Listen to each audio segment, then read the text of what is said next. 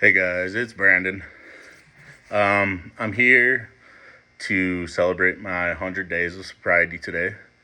Kind of tell y'all my story over these past 100 days, what inspired me to become sober, how it's helping my life, relationships, and all that. So, what was it, about 2.5 years ago, I went sober, and I did it because I was living at a family member's house, and they just kept nagging me on how much I was drinking. Every night I'd go and drink in the garage, and every night on work nights and everything, middle of the week. So, you know, I went sober and did it basically for them, to make them happy that I wasn't drinking. Well, I went home one weekend, and after it was about 90 days or so that I was sober, and I went home and I said, hey, I'm going to have a few drinks, maybe get my buzz on. I think I'll be good. I'm just going to have a few, and then I'll go back to being sober. So I went to my buddy's house. We had some drinks and some more drinks and some more drinks. And I drank probably till 5 o'clock in the morning. I was blacked out. I don't remember much. So I woke up obviously the next day with a nasty hangover. And what did I do to get rid of that hangover? I had some more drinks. So that went on it progressively got worse. I was drinking my sorrows away, in which reality, like, I didn't really have any sorrows. I was kind of just using drinking as an excuse for depression and anxiety and stuff like that. And it was just something I did, like I have a pretty addictive personality. So with that is like comes scheduling and pairing things with each other. So if any of you know me, I used to smoke hookah like every day. And so I'd pair hookah smoking and drinking. And when I finally moved to my own apartment, there was no smoking. So thankfully I was able to cut out the hookah, but I wasn't able to cut out the alcohol. So, I mean, I was drinking, if any of you guys have drank with me before, you know that I can drink beer like it's going out of style. Come home and drink not a 12 pack, not 18, drink 24 beers in a night, a work night. And I wasn't telling anybody that stuff. It was just me at my apartment. So I didn't have anybody that was checking in on me or anything like that. And I was too embarrassed to admit that I had an issue and a problem, and attributed that to trying to go sober already. So I didn't really think anything of it, and just noticed how my work ethic was terrible. I've always been a hard worker. My work ethic, I was calling off for no reason. My employees weren't happy with me. I got let go from a couple jobs because I wasn't showing up to work because I was hungover. And that's how it went. I didn't care. I'd go to work. I'd come home, might make something for dinner. About 7 o'clock, start cracking open the beers. I was drinking cheap-ass beer. I went from Bud Light, and then I started drinking Keystone Light because I could get 18. They sold 18 packs of 16-ounce cans, so that equated to 24 a case. So, and it was only $10.99, so I'd slam that in the night, like from like 7 to 11 to 11:30. I'd slam that whole thing. So what? Yeah, 4 hours, 4.5 hours, I'd drink 24 beers. And then I'd go to bed and wake up and would sometimes go to work. And I just kept doing it. I was addicted, alcoholism. It runs in my family. Uh, it's a genetic thing, I think. It's a disease, and that's the thing that people don't understand is that it really is an illness. So, come, what was it? July. So I went sober July 7th, and it wasn't anything that happened. Thank the Lord that I've never had a DUI or anything like that. I'm very thankful, which I could have, because towards the end of drinking, I thought it might be okay, just drive a mile up the street to the bar and get drunk, and oh yeah, it's only a mile. Well, I'm being selfish and not thinking that, hey, that in that mile, my dumbass could do something crazy and kill somebody, kill a family. Like it's insanity that people still think that it's okay to drink and drive. It's not. Not even two drinks.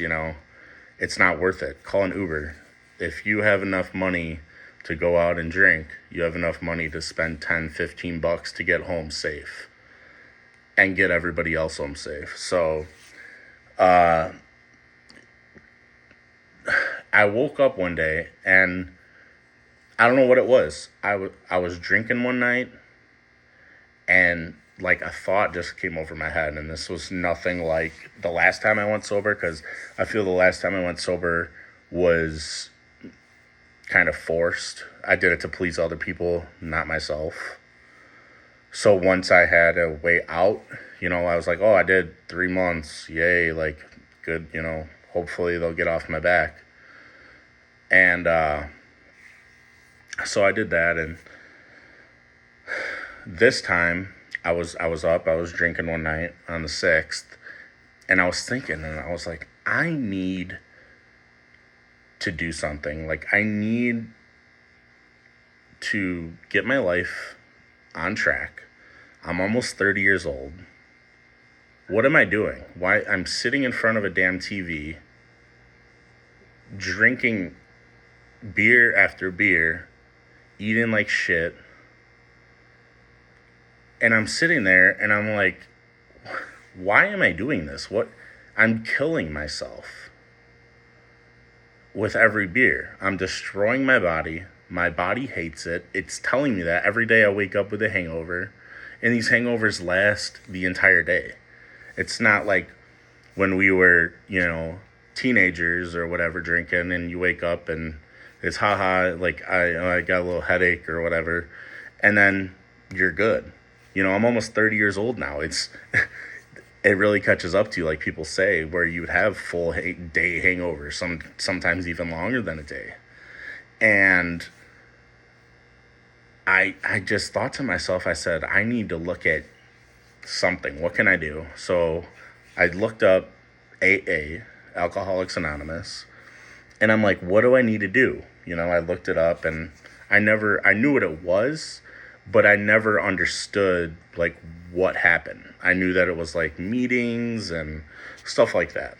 So I messaged a couple people and got a couple phone numbers, and because I live in Green Bay, Wisconsin. So I messaged a couple people and I said, hey, what do I need to do? And they said, well, you just need to go to the meeting. And I said, well, okay, what does that mean? Where is it at? What time is it? Do I need to bring stuff? They said, no, you don't need to bring anything. There's an app, and it tells you all of the AA meetings, all the events that people that are wanting to be sober, it tells you everything. And there's multiple meetings a day at different spots. So there's not just, one meeting at all. Like there's pages of different meetings around your area and different times and stuff like that. So they told me to go to this one, and I said, all right. So what did I do? I drove there right after work. I was super excited because I'm like, that's my first step, you know? And that's exactly what they said. They said the first step is just getting to your first meeting. So I was nervous as all hell, you know? I feel like a piece of shit going here. And I get in there and I walk through the doors and we sit down and they say, hey, do we got any, like new people, any first time meetings? So I raise my hand. Everybody in the room gives me a round of applause. And I was like, what the hell's going on, Everybody's cheering me on because they're happy that I made the step in the right direction to get help. A lot of people that are alcoholics have trouble admitting they're alcoholics because nobody likes to admit they got something wrong with them. And it's a lot easier to just ignore it and just keep it going rather than stepping into your own self and letting yourself know, hey, I got an issue. So I was at my first meeting and they all, basically the entire meeting was about me. Everybody around the entire room talked, and we talked about, they just let me know everything going on with their journeys and just rooted me on and, gave me so much confidence in this journey to keep it going. So I came back the next day because, you can go to as many meetings as you want. They're all free. And they, same day, like next day, everybody, hey, it's so good to see you again, Brandon. I'm so glad that you came back. That's the thing. Apparently, a lot of people don't come back after that first meeting. So through that, I developed relationships and had mentors, not like a one-on-one mentor, but, just people that were, making sure that I was doing good. They gave me a list of a bunch of phone numbers if I ever had, wanted a drink or I ever had a thought about it and was feeling down, they were there for me. And they still are. So that was like the beginning of it, that was 2 days in. And I started getting more active. I think the biggest that I was like, if I recall, I was like a little over 420 pounds. And I've always been a wide dude. Like, I've always been a big guy. So, like, in reality, I think that I'd be like, I hate talking numbers like that. But, like, in reality, I'd probably be a healthy looking, like 280 pounds, 300 pounds. Well, when I started, I was, like I said, around 420 something. My blood pressure was super high. Cholesterol was bad. I was like pre-diabetic. It was bad, The doctor was telling me I need to do something. So what did I do? I started becoming more active once I stopped drinking, because I'm not going to want to sit at home and just think about, what am I going to think about? This at home is where I drink. I'm not going to go to the bars. So what did I do? I picked up a bike, a bicycle, because everybody always asks, so is a motorcycle? No, a bicycle, and I started riding. And my apartment is right next to the bike trail. So it's perfect. And I rode all summer. All the time, anywhere I could. 25, 30 miles. Joined community bike rides Met some cool ass people that they did drink. You know, we would have little stops and stuff. I let them know the first day, hey, I don't drink, I'm sober. They didn't have an issue with it at all. Never asked me. Super nice people. So that was one thing that I took on. I lost a lot of weight. I think the last time that I went to the doctor, I'm down to in the 330s right now. Like I think it was like 336 or something like that. So I went from 420 something down to 336. And that was just, it's not like I've been working out that much. You know, I do have a gym membership and I go there when I can, but I also got another job that also takes up, extra time. So when I have extra time, instead of sitting at home and doing nothing, well, why not go make some money? Go to work. I do side jobs at a lady's house that turned into a friend. Crazy story. Doesn't really matter though, the story. So this time, rather than last time, I've gotten a lot more support because I've been a lot more open and telling everything about my journey. Like I'm not hiding anything. I didn't necessarily lie about what I'm on my last sobriety journey. I just left a lot of stuff out because I was embarrassed and I felt like shit. So now, coming clean, being brutally honest, it just feels amazing. So now, like I said, I'm riding my bike. I'm losing weight. I'm doing extra work. I'm being a lot more adventurous. Today I went up to Door County with a friend. We hiked around. The leaves are changing colors up there. Drove around. Went to a fall fest. We didn't have a sip of any alcohol. And guess what? It was so much fun. I'm so happy. I don't have to worry about hangovers anymore. And that's it, like it's, here I am. I finally got a Saturday night to relax. It's my dad's birthday. I wish I was with him, but we're going on vacation here in a month or so. That just him and I, so I'm super stoked about that. So, like I said, these 100 days have just been, they've flown by too, and I'm to the point now where I'm not even thinking about alcohol. I'm thinking about how am I going to better myself further? Do you know how long I couldn't even tell you how long it's been since I've had a genuine smile and it hasn't been forced. Like now I walk around, I get to work. I got a amazing job now. I love my job.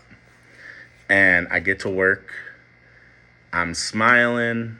I'm not waking up at, late for work or whatever. I'm waking up at like 4 o'clock in the morning. I'm not a morning guy. I've never been a morning guy. But since I've gone sober, my body is adjusted that I'm not waking up hungover, and I wake up at 4:30, 5:30 in the morning. And I go to work. And what's so nice about my job is that it's a flexible start time. So I can start anywhere between 5 and 7. I work my 9 hours and I leave. So just noticing that, I get, I'm so motivated. I get into work, like I was saying. I'm smiling. I'm telling people hello, good morning. I'm trying to motivate others, let's have a great day. And they kind of looked at me at the beginning and were like, the fuck, what is this? Where did this come from? Well, I don't know. It's me just being so much more motivated myself and happy. And it's a side of me that I haven't seen in a long time. I've been through a lot of things in my life. And, it's the past. I got to look towards the future. I got to look at bettering myself. How can I help others? And that's why I'm on here. I'm here documenting my personal journey, but I know there's others out there, and there has been people that have reached out to me personally to let me know that, hey, it's okay to not be okay. You know, there's ways to get through addiction, and that's the thing that it is like, I want to help you guys. It's, what can I do? Do you want to talk, call me, text, message me on Facebook? I don't care. Anything to help you out, because that's the first step, is admitting that you have an issue. And that's how it goes for the AA program. You're admitting that you're powerless over alcohol. And basically, alcohol has the advantage on you. So these 100 days, like I said, life-changing for me, honestly. I'm happier. My family's happy with me. My friends are happy with me. I've I've made mistakes, I've hurt other friends throughout this journey, and I've tried to apologize. I've apologized to the people that I feel deserve, deserve for me to apologize, that I think that I messed up. And some of the times I don't even remember, because I was so fucked up. But just saying stuff that I shouldn't be, saying stuff that's way out of pocket, like stuff like that. And admitting to my friends that I had an issue. I'm working on correcting the issue, and I'm trying to change myself as a person and creating a better person. So most of them accepted it. I had a good friend that doesn't seem to want to accept it, but I mean, I can't do anything about it, So maybe time will change things. I don't know. But I got to focus on continuing to better my personal life and helping others. I can't look back, and that's another thing. Throughout these 100 days, I've learned to not hang up on bullshit. If someone's trying to bring me down, I can just not think about it. Like, it's not, I don't care. If you're trying to talk down to me or just be an asshole or start drama or anything, like, I'm so far past that stuff. I got so much better stuff to worry about. It's not even worth my time. And over the 100 days, it's just, I don't know, it's mind-blowing, because like, now my blood pressure's gone down so much. I'm finally able to donate plasma again, which, that helps save lives, and it puts extra money in my pocket too. So it's like a win-win. My cholesterol's down. I lost like 25% of my body weight. Like, just from not drinking. Like I said, it's not like I'm not, like, I go to the pool at my gym and swim laps and sit in the sauna, but I'm not out there lifting weights, because at work I'm lifting a lot of heavy shit, and like, I want to get back into the gym, into that, but I'm worried about just staying on track right now and, taking it 24 hours at a time and bettering myself as a person. So this, like I said, this 100 days is just, it's awesome. It's crazy, because it's changed me so much as a person. 100 days, a little over 3 months. And I can honestly say I'm the happiest I've been in years. Maybe since I was a little kid, honestly. Like, I just feel so motivated and so positive, and I try to take everything and turn it into a positive thing, I can't dwell on the past. You just got to look forward. Started the biking and helping others out. So I told you guys that I would get on here and recap and let you know my journey. And yeah, these 100 days, they're awesome. And I can't wait for another 100. So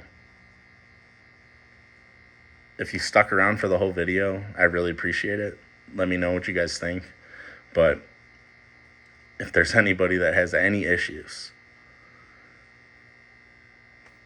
with any addiction or any problem, personal problem, I mean, I can help you out. I'm here to talk. I'm here. I've been through a lot of stuff in my life, and I'll do my best to help you out. But if you ever need somebody to talk to, what have you, let me know. And yeah, so I really appreciate you sticking around and watching the whole video. And I'll start making more videos. I don't know. We'll see how it goes. If I get feedback from this that it's a good thing to do, maybe I'll have different topics that I talk about every once in a while, just about staying on track and whatnot. Maybe I could do that. But thanks for watching, and you all have a great rest of your weekend, and stay safe.